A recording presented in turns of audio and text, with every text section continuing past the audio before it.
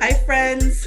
Thank you for joining us for this episode of BAEP Talks With, a 30-minute discussion with a person of interest who has experience living with, managing, treating, and/or supporting others with a chronic menstrual health disorder.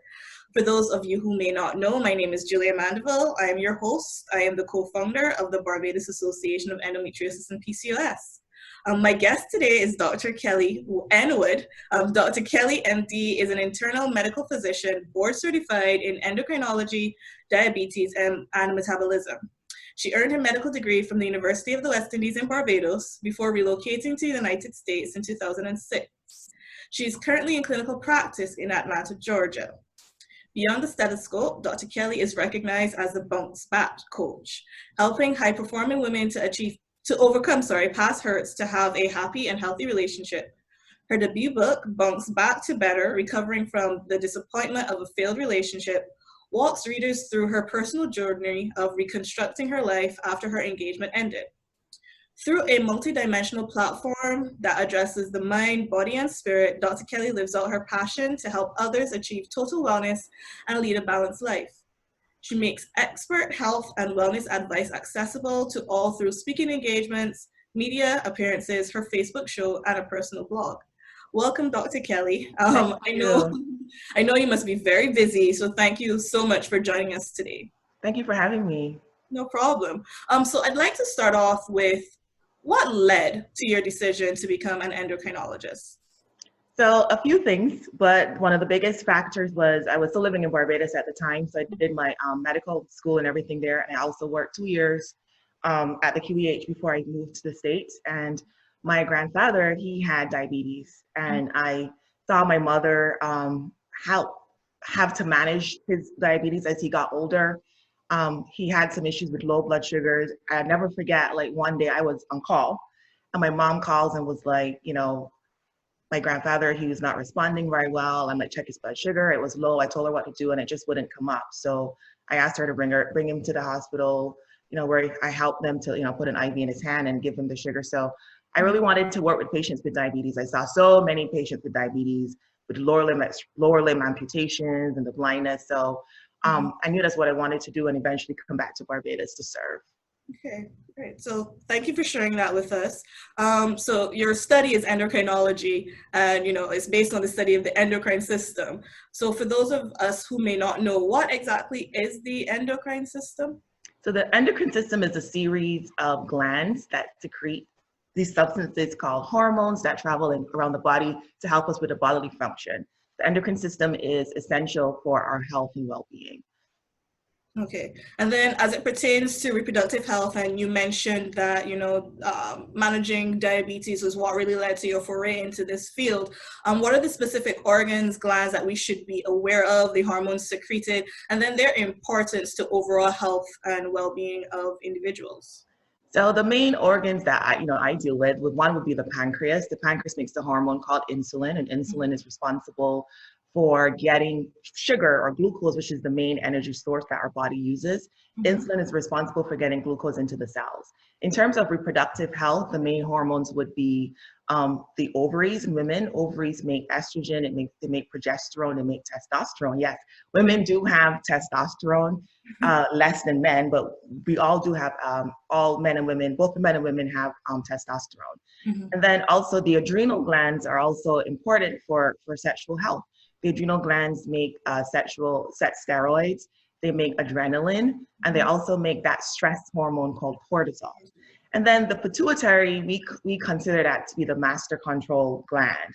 The pituitary makes hormones that then cause these other organs like the ovaries, the testes in a man to produce their own hormones. Right.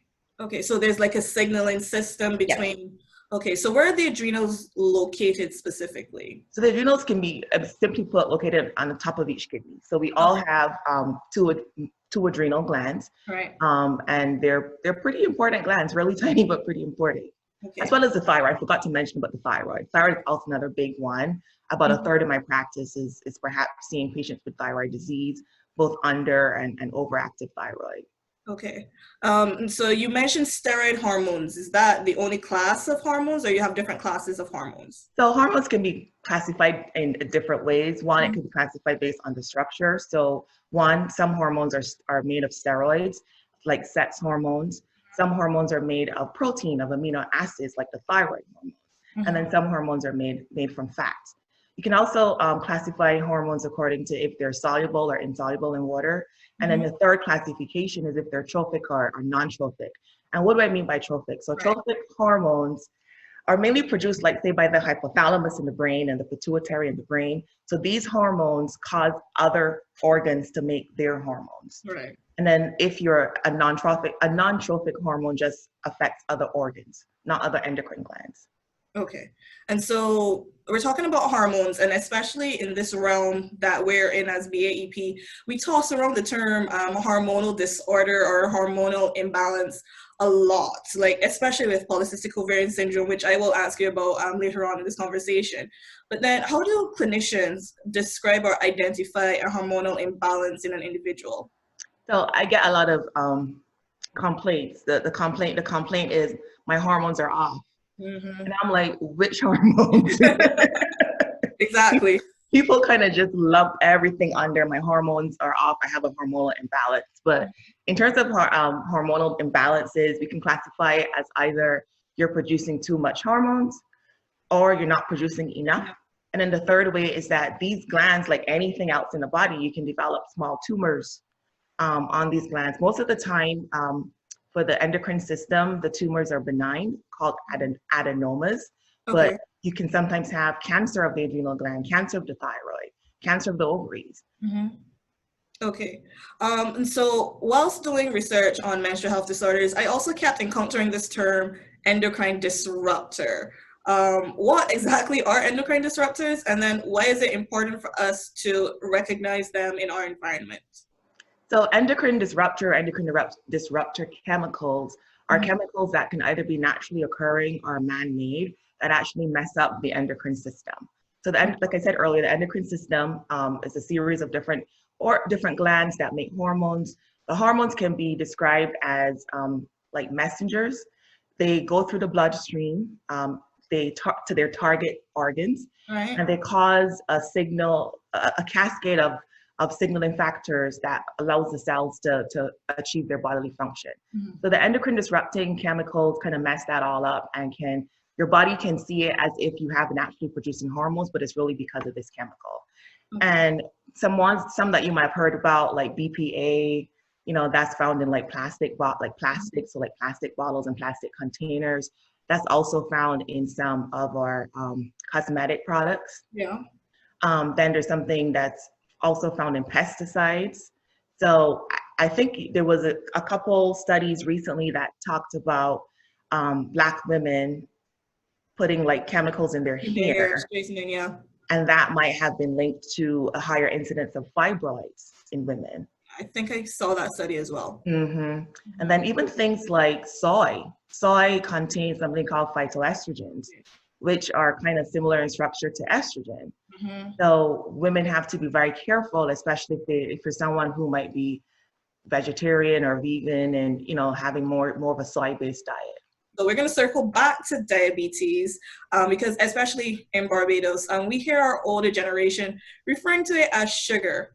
But what is diabetes exactly? And then what is the difference between the two types of diabetes, their presentation, diagnosis, and then the treatment modalities that may be used in order to manage them?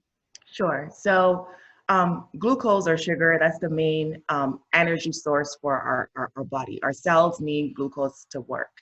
And insulin is a hormone that's made by the pancreas that causes glucose to get into the cells where it's needed. So in type 2 diabetes, which is more of a lifestyle disorder, the insulin is actually in abundance.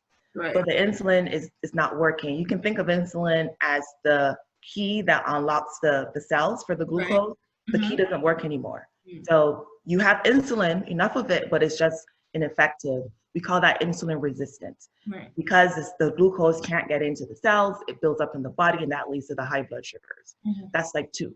In type 1 diabetes, which is more of an autoimmune disease, where your immune system makes antibodies that attack your pancreas and causes your pancreas not to make insulin. Right. So in type 2 diabetes, you have insulin resistance, where you have high levels of insulin, but it doesn't work. And in type 1 diabetes, you're insulin deficient. Your pancreas isn't making enough insulin. Okay. In terms of presentation, pretty much similar. Type 1 diabetes typically happens in children and adolescents. I had a patient this week who got diagnosed when he was 8 months old. So even babies can have type 1 diabetes. Yeah. In type 2 diabetes, however, usually over the age of 40, but with the higher incidence of obesity and people being overweight, you're having children having type 2 diabetes as well. In terms of the specific symptoms of hyperglycemia or high blood sugars, patients complain of increased thirst, increased urination. You can have unexplained weight loss. So if you've been trying to lose weight forever and it hasn't been working, and all of a sudden you're losing weight without changing anything, you probably need to be checked for your sugars. Right. It can affect your vision, so blurred vision, just fatigue. People feel extremely drained. And it can also present with infections. People having like groin infections, infection like boils under skin, abscesses, under skin. Those are some of the ways that it can present. And then I think I've also read about, urine being a darker color. Is that also a way to? So usually when you have the high blood sugars, you're urinating large amounts of urine. So usually it's lighter colors. So you dilute. Okay. Thank you for that elaboration there. Okay, so would you be able to talk about treatment then? Yeah. So for type 2 diabetes, the treatment of choice, one of the first line agents, so if somebody comes to me, newly diagnosed diabetes, and their blood sugars are high but not crazy high, the guidelines recommend starting lifestyle modification, which means exercise. The goal is at least 150 minutes of activity per week. That could be running, walking, jogging, swimming, plus changing your diet. Mediterranean diets work, low carb diets work, vegan diets work to lower A1C. And what that has shown, there was a study called the Diabetes Prevention Program that looked at lifestyle versus the medication called metformin in patients who had prediabetes. Right. And the lifestyle group had better results. Okay. So first line is lifestyle modifications. For a new diagnosed diabetic, we also start metformin. How metformin works, metformin reduces insulin resistance. That means it helps the insulin that your body's making to work better. It also acts at the level of the liver to shut down production of glucose from the liver. It makes the muscles and the cells more sensitive to insulin, so that overall, less glucose in the bloodstream. Usually, type 2 diabetes is a progressive illness, meaning that at the beginning, people start off on one medication, and if they don't really make lifestyle changes, year 2, year 3 go by, they add a second one, and then a third one, and a fourth one, and then a lot of type 2 diabetics end up on insulin. So you can have type 2 diabetes and be on insulin. People get confused. They think once they go on insulin, they have type 1. No, you can be type 2, but insulin dependent, type 2. Okay. Type 1 patients, they need insulin because their pancreas just isn't making it. So oral tablets, medications aren't going to work with type 1 patients. They will die without insulin. Okay. Do you have information about the prevalence of diabetes in the Black population? And then if so, is there a genetic basis for a higher risk of the development of diabetes? Or is it mainly environmental, or is it based on nutrition, or there is a lot of intersectionality between all of these factors? So I wrote this down because I wanted to get it right. So I can talk about the US. I'm sorry, I didn't research Barbados. But I think I read somewhere that 18.7% of the Black population has diabetes, as opposed to 7.7% of white population. So we are disproportionately affected. And why is that? There are some genetic factors. There's thought that maybe Black people have a propensity to deposit fat around our abdominal area. So intra-abdominal fat, that leads to higher levels of insulin resistance, higher levels of inflammatory markers. Cortisol also plays a role with fat deposition in the center area. So that's genetic factors. But I think the biggest component would be the environmental factors. So as Black people, we have those other comorbidities. We're more likely to be obese or overweight than our white counterparts. We also have the coexisting hypertension and hyperlipidemia, high cholesterol, as well as the metabolic syndrome. And then, environmental factors could also include access to healthcare. What about, literacy, health literacy? What do we know? Our education. Right. A lot of Black people here in America live in the inner city where they don't have access to good nutrition. There are no whole foods there. You know what I mean? I've recently heard about this term, food deserts. Yes. And they occur mainly in those areas. Mm-hmm. And then also, like, what about exercise? I'm telling you to go and exercise. Do you have a park where you live? Is it safe for you to go running? Right. Is it safe for you to go running in your neighborhood for exercise? Yeah, and there's also lots of bias in the medical community. Yeah. Even when we take away access, so even if a Black person has the same access to a doctor and to medicine and the same insurance, we still have worse outcomes. And why is that? There's still bias in the healthcare system. I saw studies about, people going to the emergency room with different things that require pain medication, and Black people not getting the same amount pain isn't believed. Yeah, we're thought that we could handle pain better. Yeah. So a lot of things need to change, and this whole coronavirus pandemic. I know we're off topic, but obviously no, that's fine about it. This whole coronavirus pandemic has kind of brought a lot of those healthcare disparities to the forefront, because about 41% of cases who died were Black people. Black and brown people are dying at a higher rate than the white counterparts. And why is that? And these things existed long before coronavirus. Right.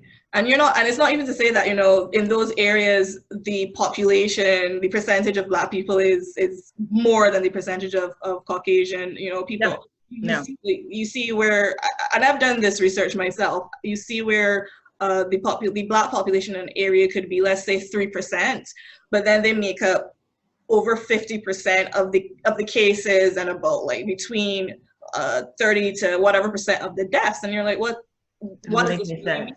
Yeah, like it's in Chicago, I think there may be a third of the population is Black, but 70% of the deaths were Black. Right. So where's the disconnect? So and then to add to that, in Virginia, there were about 15 deaths when I last checked, and 14 were, and this is in Richmond, so I should specify, this is Richmond, Virginia. 14 of those 15 were Black people, and the health director there said he's disappointed, but he's not surprised, because it, again, kind of reiterates what you said. It brings the inequalities that we're seeing as it pertains to access to healthcare to the fore. This is known, but what are we going to do about it now? Right. And we should do something about it now for coronavirus, but then that definitely needs to extend throughout the whole spectrum of healthcare and the access to health services for everyone. So you were off topic, because that's core to my heart and core to my purpose. And then that leads into my next question, actually, as it pertains to ethnicity and gender specifically now. Do you think that there's a difference? We know there's a difference as it pertains to in certain areas, Black people accessing healthcare and dealing with medical bias. But do you think that there's a difference as it pertains to gender then? Is there intersectionality with these factors, and then diabetes and treatment? You mean between men and women? For your yes. I don't think there's from what I understand, might be wrong, but I don't think there's a difference in terms of access to healthcare, access between men and women. I do know that women do go to their physicians a whole lot more, and a lot in an earlier stage of their disease than men do. So the complications of a lot of these, like, chronic health illnesses might be a little bit higher in men because of their own behavior, not really because they don't have access to a doctor. They're just not using those services.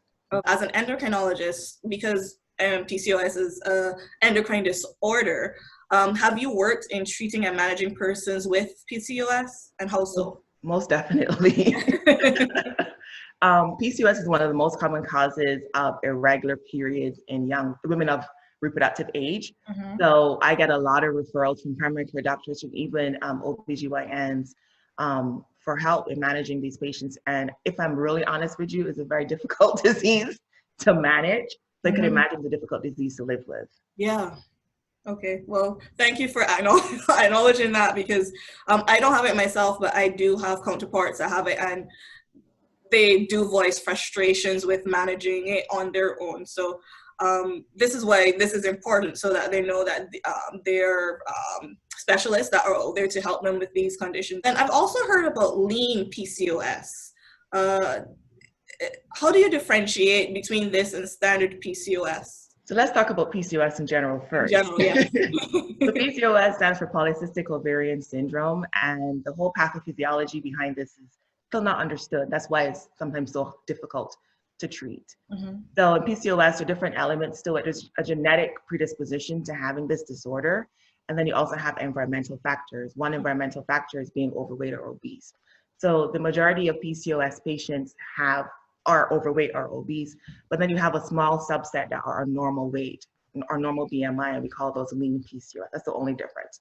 But in terms of PCOS, there's a level of insulin resistance, which we talked about with the diabetes. So these patients are at risk for having pre-diabetes and diabetes. So a lot of my young PCOS patients have what we call acanthosis nigricans, which is darkening of the skin behind the neck, as well as I've seen it under the armpit as well. Right. And that's a clinical sign of insulin resistance. So PCOS, in my mind, can be thought as a precursor to prediabetes and full-blown diabetes. Right. So there's high levels of insulin. Then there is high levels of testosterone. So like I said earlier, both the ovaries make testosterone, but women are supposed to have less testosterone than men do.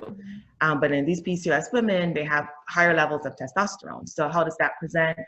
Patients complain of acne. They also have excess hair growth on their face, so under their chin, their upper lip. Right. So those are the main components. So the obesity part, the insulin resistance, the high levels of testosterone. They also have issues, because of that, they have issues with their regular periods. They might also have issues with infertility. Okay. And then what about developing other cardiovascular diseases? Yes. Yeah, okay. So that would all tie in with the insulin resistance. So high levels of and obesity and being overweight. So high levels of type 2 diabetes, which in of itself is a risk factor for heart disease. Right. Hypertension as well. Those all kind of cluster together in patients who have PCOS. Do you think, based on your, I don't know if it's going to be a bit left center or controversial, do you think that there's PCOS do you think PCOS is highly undiagnosed simply because, people are, especially in our society, you see someone that is overweight and you just think that they're overweight and they just need to deal with that and then they will be all better?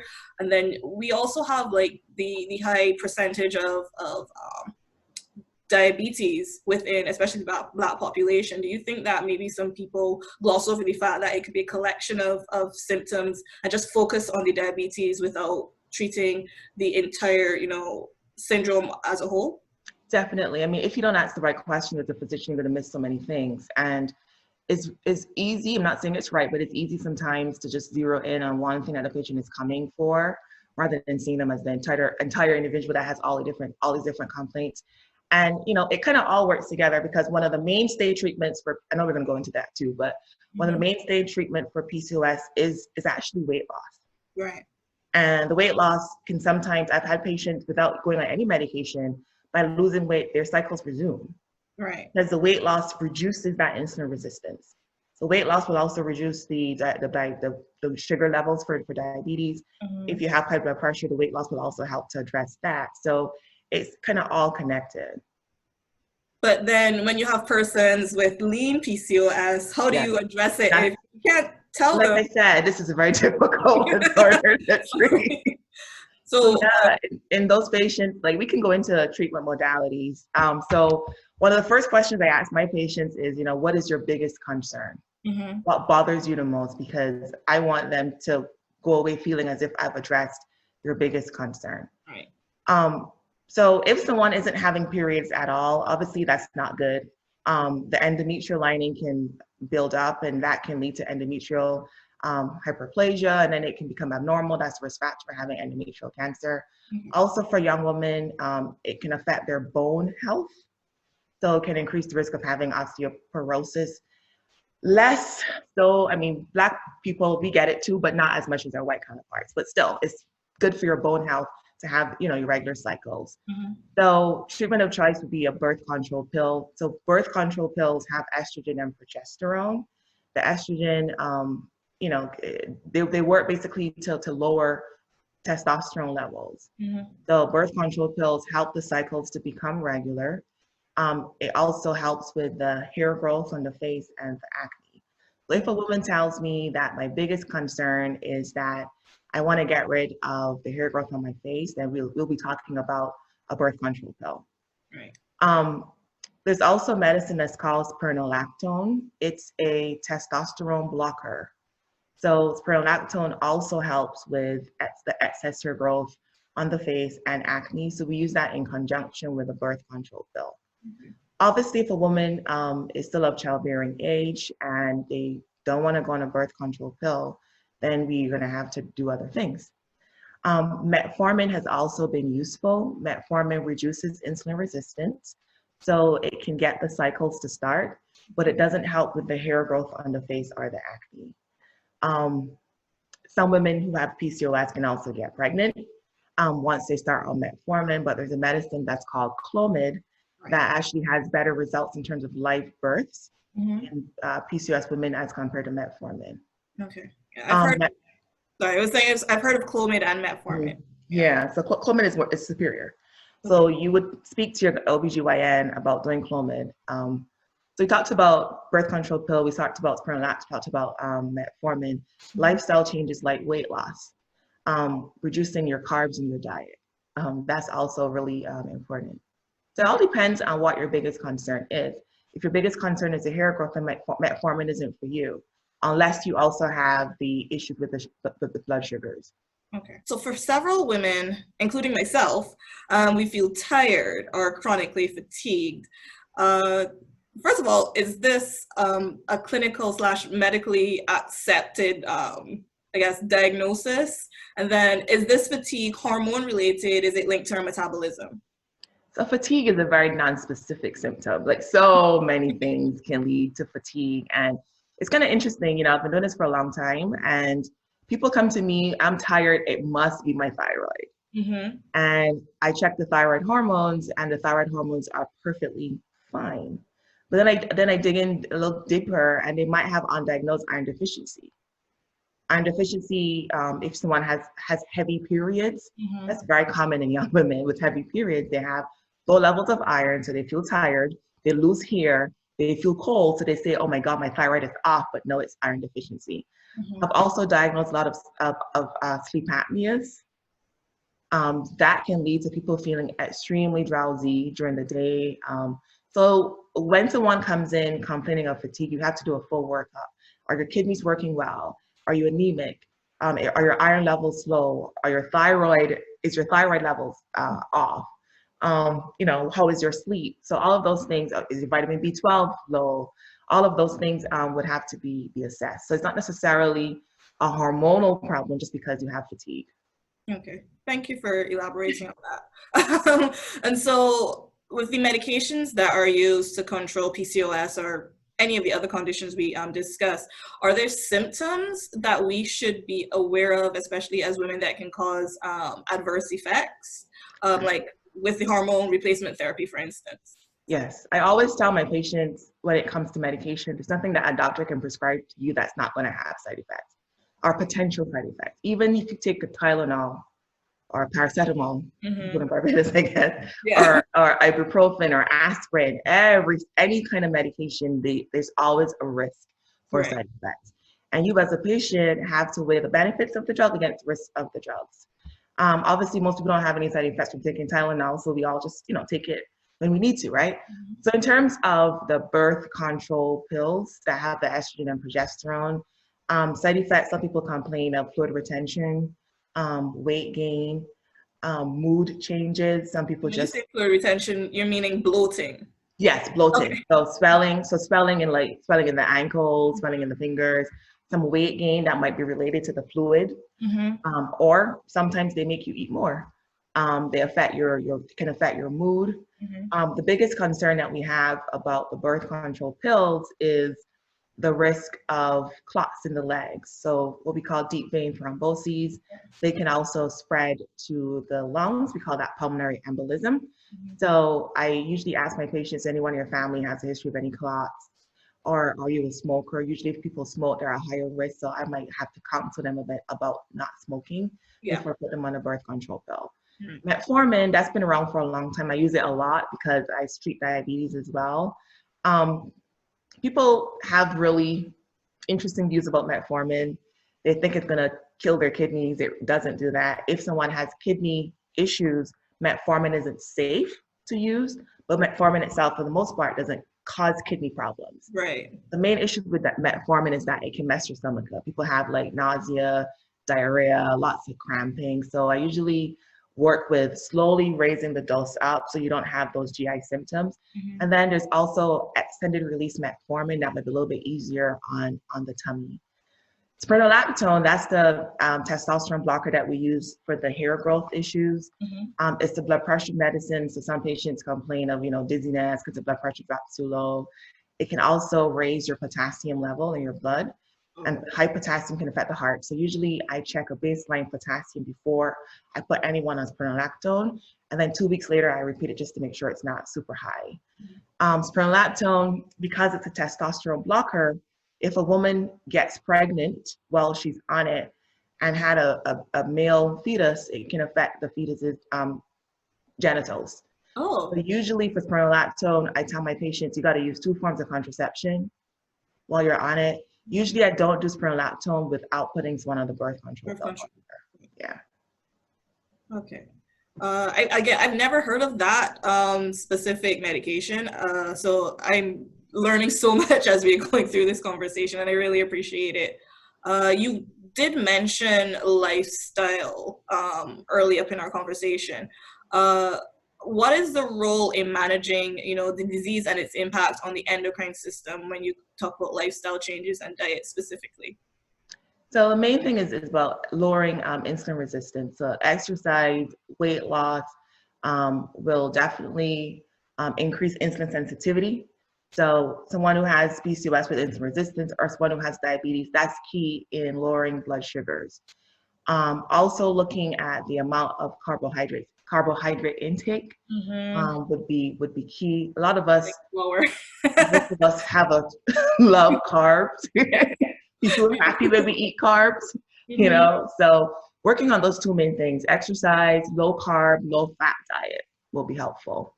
Okay, great. Like I said, I've had patients who have lost weight and their cycles have returned.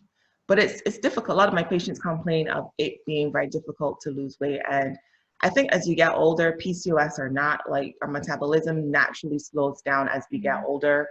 As we get older, muscle mass goes down, and muscle is like a really metabolically active, active organ or whatever you want to call it. So as we get older, our metabolism just normally goes down. So weight loss is different. Women who are, say, postmenopausal, they have less estrogen. So fat starts to deposit around their tummy area. So weight loss is tough for everyone. But a lot of my patients who have P.C.O.S do complain that it's really hard for them to lose weight. Okay, so for some people, this might be the first time they've ever heard of an endocrinologist, first time like being engaged with an endocrinologist. What are some questions you think persons should ask if they decide to go to an endocrinologist after this, like their first visit with an endocrinologist? What are some of the key questions they should ask? So, usually most times I get referrals from, primary care doctors or OBGYN. So someone would have already seen another doctor before they get referred to me. But I certainly would recommend that when you go to see any doctor, write your questions out on a piece of paper on your phone or something so that you don't get distracted. A lot of times we go into our physician's offices and we forget half of our history. I would say write everything down, make sure that you get all of your symptoms out. For a woman who has P.C.O.S, obviously, go over your treatment options. Like I usually ask, what is your biggest concern? Everyone might not do that. So you need to say, what do I really want to achieve coming out of this visit? If it's the fact that the hair growth on my face really bothers me, really makes me feel bad about myself, then we need to address that. What are my options for addressing those symptoms? What are the risks and benefits of these medications? What are the side effects that I should look out for? When should I be calling you if I have these side effects? When should I be calling you if it's not working? For example, something like a birth control pill or spironolactone, because of how the hair cycle is, you're not going to take a birth control pill today and in 2 weeks you're going to not have any hair growth on your face. It takes at least 4 to 6 months to see a change in we call it hirsutism, to see a change in the hair growth on the face. So managing those expectations for women is key, so that they don't think what I'm doing is not working. For spironolactone, I usually start off at a dose of say 50 milligrams twice a day, and then I reassess in 4 months. If you're not getting your desired result, then we can talk about increasing it. So getting a clear idea of the time frame that we expect the treatment plan to work, and if it doesn't work, then what next? So a woman should leave with a clear idea of what the goals are. When should I be calling you if it's not working? When should I be reaching out to you if I have side effects? So an open line of communication between Yes. patient and practitioner is key in this, is what I'm hearing. Yes, definitely. Okay. And a lot of patients get really frustrated. And it's frustrating for us as well, because you're frustrated, because a lot of us just want our patients to be healed and be whole and be happy, right? Yeah. So that's what I'm saying. For me, it's a difficult disease, because sometimes patients never go away feeling happy. Right. And I guess that kind of leads into the next question. Can you expound, if you feel comfortable doing so, about the relationship between hormones and mental health, emotional health, and well-being, and then, juggling all of the things we just spoke about with, dealing with the physical presentation of PCOS, dealing with, the possibility of infertility, and then how all of that plays on the mind of the individual that is trying to undergo treatment. Okay.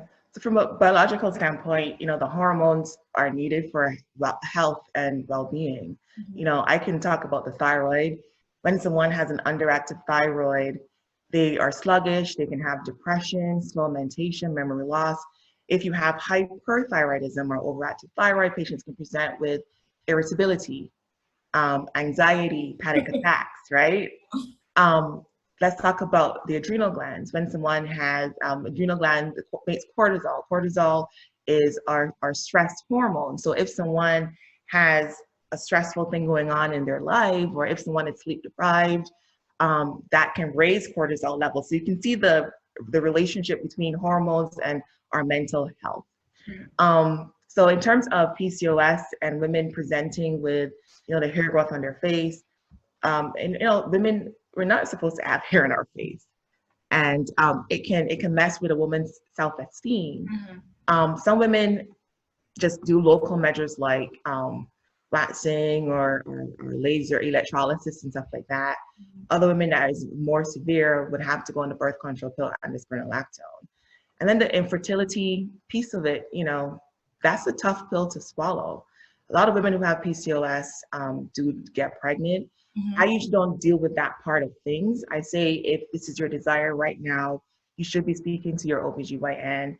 You might need to go see a fertility specialist to get help with that.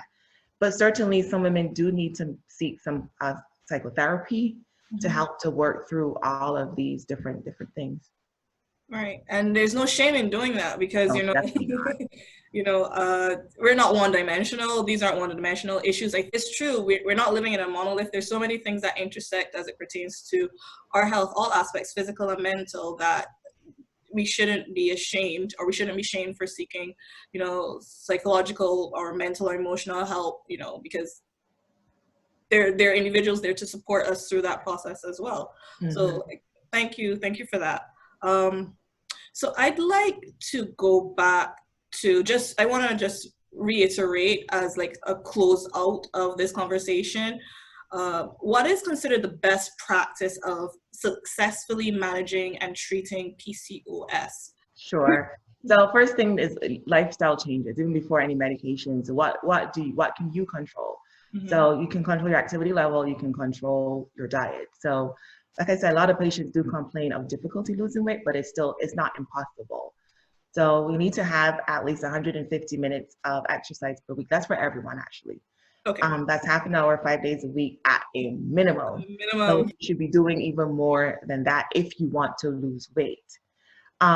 In terms of diet, the three main diets that I'd recommend would be Mediterranean diet or low carb or vegan diet.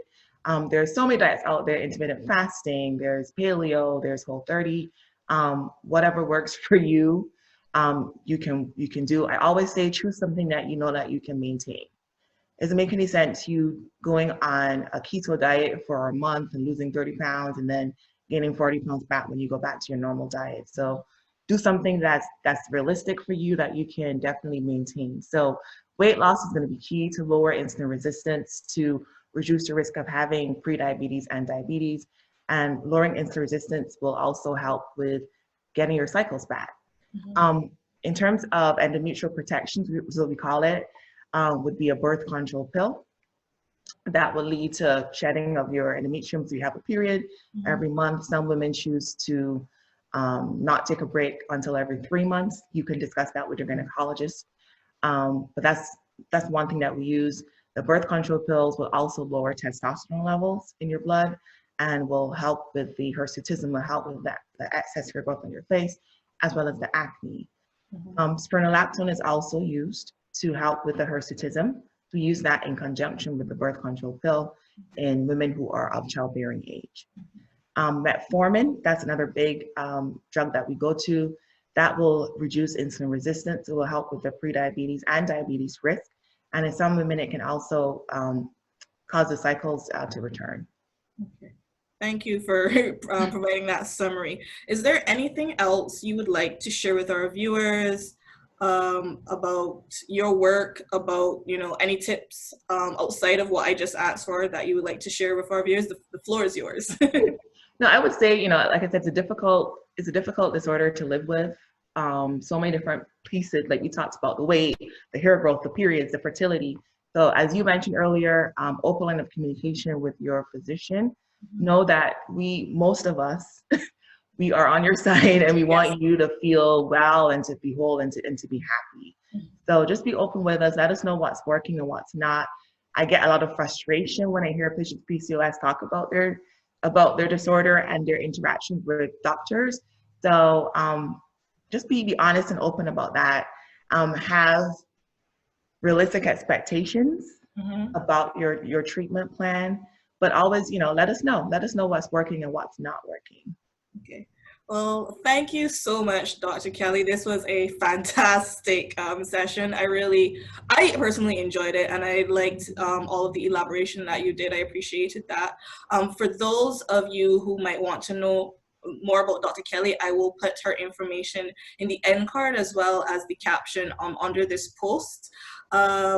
I hope that we've met your expectations as we discussed PCOS, diabetes at some point, and just in general, healthcare and healthcare access to persons of color. And I hope you come away from this conversation learning a little something more and being confident in the work that Dr. Kelly does and that the Barbados Association of Endometriosis and PCOS is seeking to do as it pertains to enlightening and increasing the education of our followers and those who support us. So thank you again, Dr. Kelly. Really appreciate it. I forgot to say, please follow me on all social media handles. I'm gonna post it, I promise. Oh, okay, Dr. Kelly Wood MD. Exactly. So again, all of her information will be posted in our end card and in our caption.